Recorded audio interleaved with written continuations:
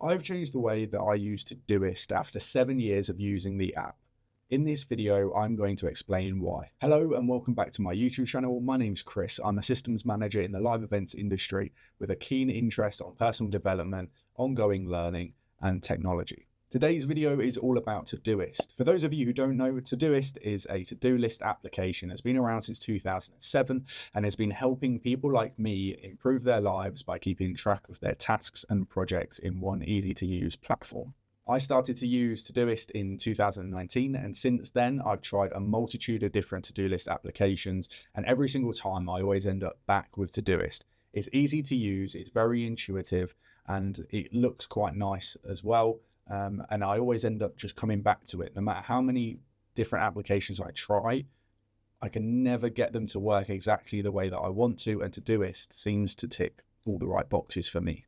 All of the documentation suggests setting up projects in Todoist, which then appear down the left-hand sidebar. Unfortunately for me, that felt completely overwhelming. I didn't know where to be looking, and I had to navigate and click through so many different screens in order to see what tasks I had coming up. For me, it felt much more achievable to split my life into home and work projects. And this was made even more useful using the Kanban board view in Todoist. So let's dive in and have a look at the application. The default view for Todoist is this list style. In here, you can group your tasks, whether that be by priority, date, or you can even do date added so you can see what's going on. You can then also sort, so you might want to sort by the date, but group by the priority as an example. Unfortunately, when you've got loads of tasks building up in a list like this, it becomes very overwhelming and it becomes difficult to see the wood for the trees. That's when I discovered the Kanban board earlier this year. So if I go over to my work projects, you can see that I've got this grid view with different buckets along the top. Each box that appears in this screen is a different project. Some of them have J numbers, and that is a job that directly relates to our rental management system at work. And others don't have a J number, and that's just projects that I need to do that contain multiple tasks that I've either started or not started and are halfway through. As you can see along the top, each bucket has a title. I've got someday, not started, in progress, awaiting others, and handed off.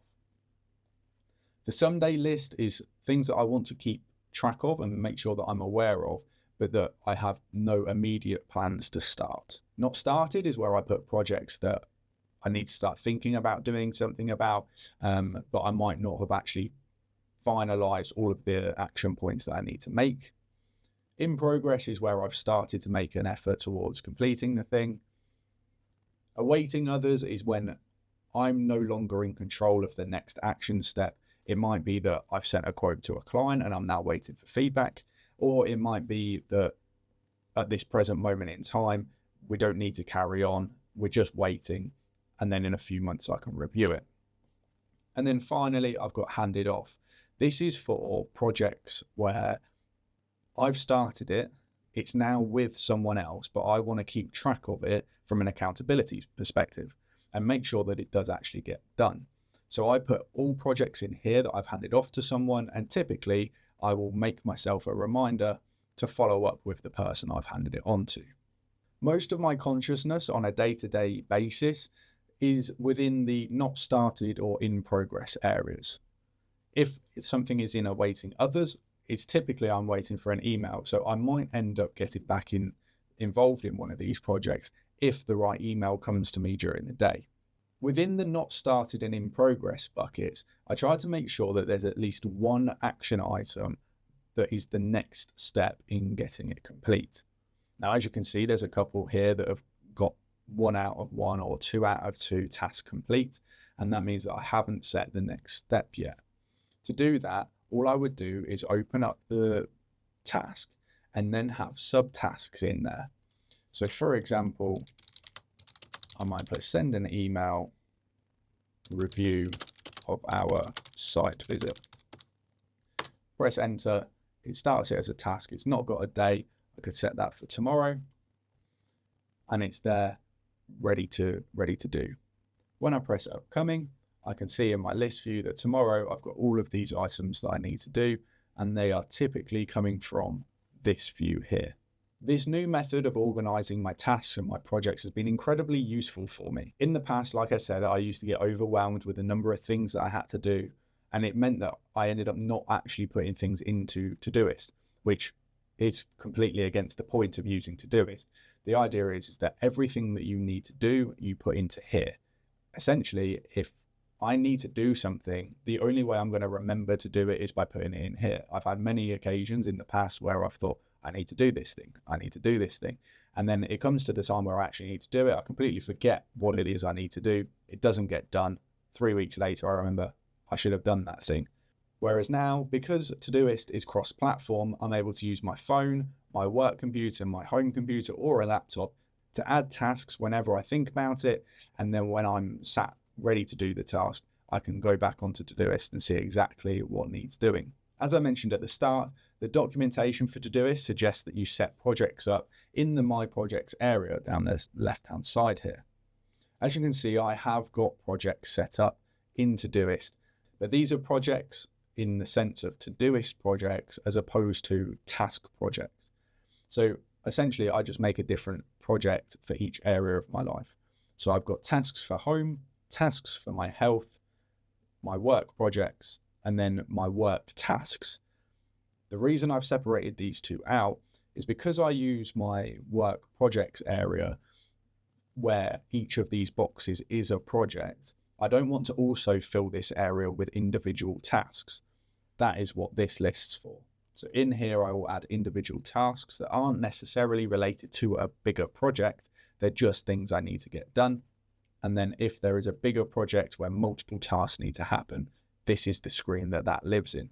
I also have a to be read project, which is where I store all of the books that I've either been recommended or I've seen talked about that I want to go and get. It's really useful for me. I really enjoy going into charity shops and finding secondhand books. So having this list that I can open up every single time is really useful for me. And then finally, the screen I use most is Today.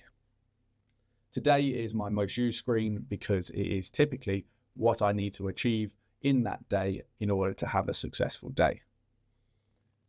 At the moment, you can see there's only the one task in here, and actually it's slightly out of date, but typically this is filled up with at least 5 or 6 tasks that I've set myself for the day, and that typically is set either in previous days or I will do it just before I leave work for the evening, ready for the next day. I think it's fair to say that I'm far from the best use case for Todoist. I don't have lots and lots of projects across lots of different areas of my life. I just like to track my tasks and projects where it really matters so that I know that everything is being handled. I'd be really keen to understand how other people are using Todoist and where I could improve my system and whether this has actually helped you improve yours. I hope that by taking you through my method of using Todoist, it's been helpful for you and you can take something away from it. In this video, I've only really skimmed across the surface of some of Todoist's features. So if you prefer a more in-depth video going more of a deep dive into all of the different features that Todoist have, please let me know in the comments down below. I'm more than happy to do a video like that. I really enjoy this application. And like I say, I've been using it for 7 years now, and I always end up coming back to it. If you've enjoyed this video and would like to see more like it in the future, please hit the like button down below and subscribe so that I can see you again in the future.